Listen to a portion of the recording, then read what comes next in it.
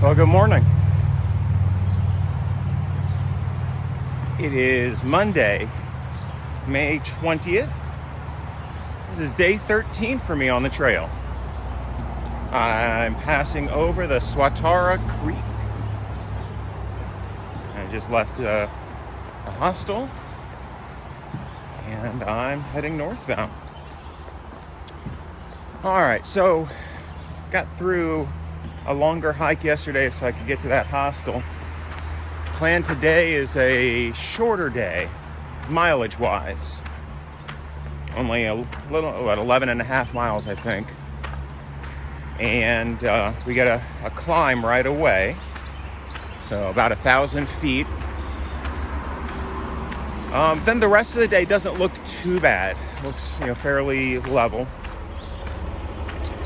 And then the plan is to stay at a shelter called the 501 shelter, I think. And that's supposed to be pretty nice.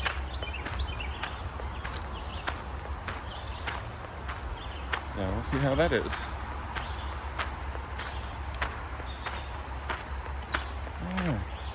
Let's see what we got here. Appalachian Trail, I gotta take a right. Alright, so I'll do that.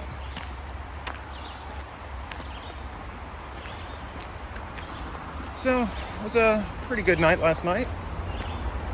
Got some decent sleep. And of course, it was always better. I felt, relatively clean.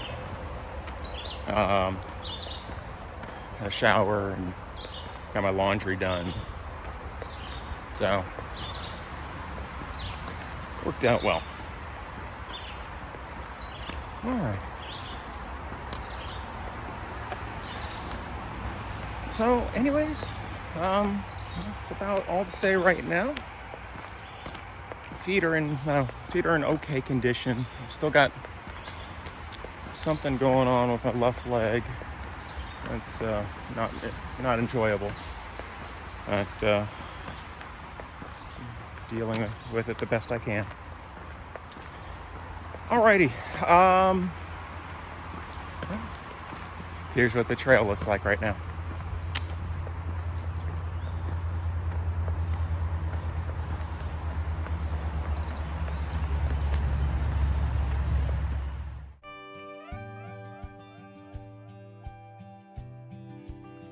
Now it's a bit misty out, so I can't really show the sights. I'm on a ridge walk right now, and this is Rocksylvania.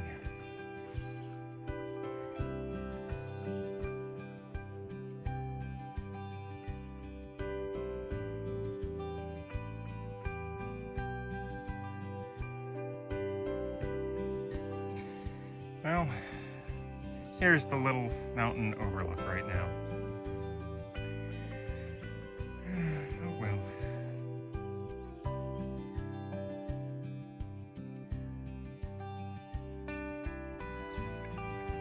So this is the William Penn shelter. I'm not staying here, but came by to take a little break, have some lunch, a table, small fire pit, another fire pit out there, past a privy on the way.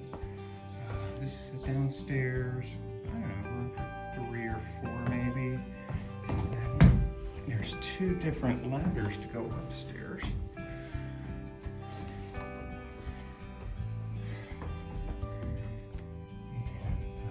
There's a room here for, I don't know, maybe 4 or 5. And a couple of windows. Window on either side. So that's pretty neat. All right, so I'm gonna actually grab a little lunch, rest for a bit, and then finish off today's one. So Brian asked in one of the comments on a previous video, how am I getting water? All right, so here's my process. Get to a water source. So this water source is across the trail from the William Penn shelter that I was just showing a few minutes ago. So here's what I do. I've got this the Knock, it's C-N-O-C, I think it's pronounced Knock, bag, and I use this to gather the water. If the water isn't coming off of a pipe, or if it isn't easily collectible, I have a small piece of plastic that I can use to scoop up the water and put it into this bag. All right, so I get some water in the bag.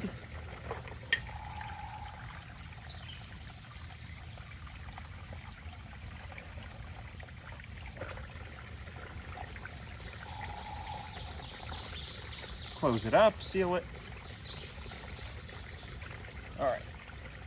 Then I've got a filter here. This is the Sawyer filter. And it threads directly onto the Knock bag.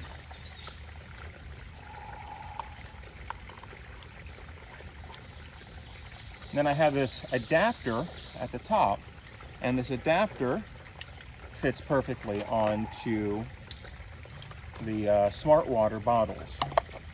And so you don't want this tightly threaded, because if you tightly thread it, it will there will be pressure and there won't be flow into the bottle.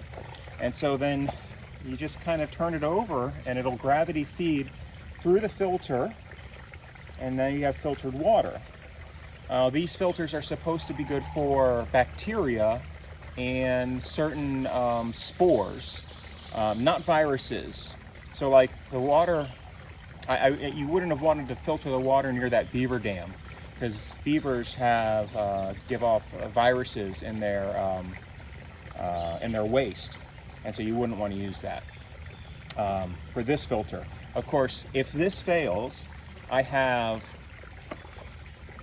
some tablets that I can use if necessary that will sterilize the water and make it drinkable. And of course, you can always use heat, right? If you boil it for a minute, that'll kill pretty much anything in there.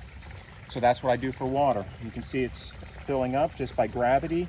If you want to work a little faster, you can actually squeeze the bag, and it'll fill the bottle faster. So that's what I do for water. I've been going through generally somewhere around 4 liters a day on average, most days, between just drinking and cooking.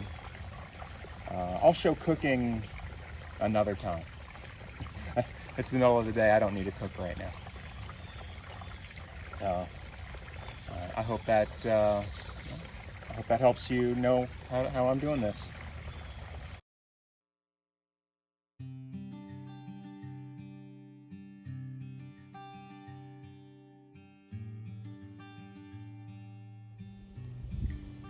So finally, the weather cleared up some, and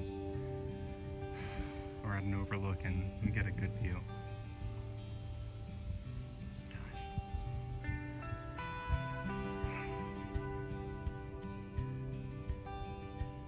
It's a nice breeze. It's probably in the low 80s right now.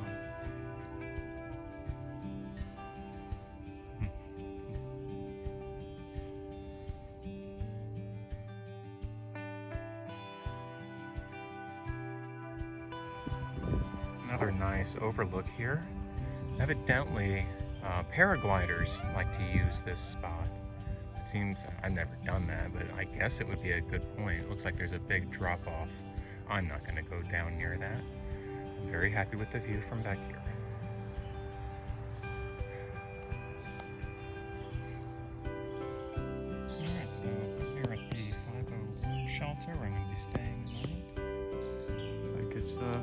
actual building.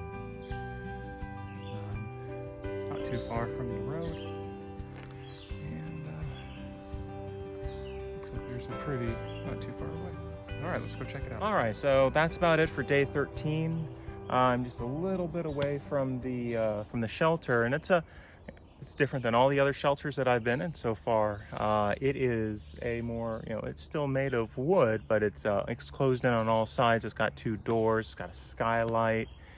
There's a caretaker's house right next to it, and the caretaker actually came in and visited us an hour and a half, 2 hours ago, and introduced himself, said, we're over there. There's potable water right there on the caretaker's house, so I don't have to filter any water. That's always nice.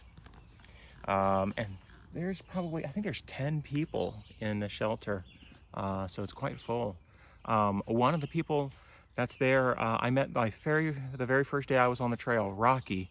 I hadn't seen him since, I think, day 3 maybe. He said he took some time off and visited his sister nearby, and so we meet again. And a few others that I've been sort of on the same pace with over the past few days are here as well. So I did 11.6 miles today. I've got 24 miles still to Port Clinton, and I'm not sure how I'm going to break that up. I'd like to try to do about 15 tomorrow, but I keep hearing that we're really starting to enter the a rougher patch, and I just don't know if I'm going to be able to. I mentioned this morning I'm having some issues with my shin. I think I've got a shin splint, so I don't know if I'm going to be able to do 15. It was tough getting that 11.6 today, and really, there was some stuff towards the end. There was, some rocks and and a little bit of elevation changes, but those last few miles were tough. My feet are okay. I mean, I've got some blisters and stuff, but my feet aren't the issue right now. It's just that one, my left shin. So I need, when I get into town, into Port Clinton, I've got to get a compression bandage or a compression sleeve on that and leave it on there for weeks. And I'm going to have to take it a little easier. That's my body telling me that I was trying to do too much. So I've got to tone it down a bit for a little while. So like I said, I'm trying to do like 24 miles in the next 2 days to get to Port Clinton, and then I'm going to take that 3rd day completely off. My buddy from college is going to come visit me and bring me some stuff, and just sort of have a relaxing day. I'm going to try and get into a hotel that night so I can really rest, and try and elevate my leg and get the compression on it, all that sort of stuff that you're supposed to do for this. And then we'll go from there. There's not much else I can do other than rest, which is challenging, right? You got to work hard to get into camp and then try to rest for the rest of the day and then do it all again. So we'll see how that goes. All right, so today, Joanne and John Kiriazis. I'm trying to remember if I've met you, John. I don't know. I think I've seen you in a Zoom call once, but I don't remember now.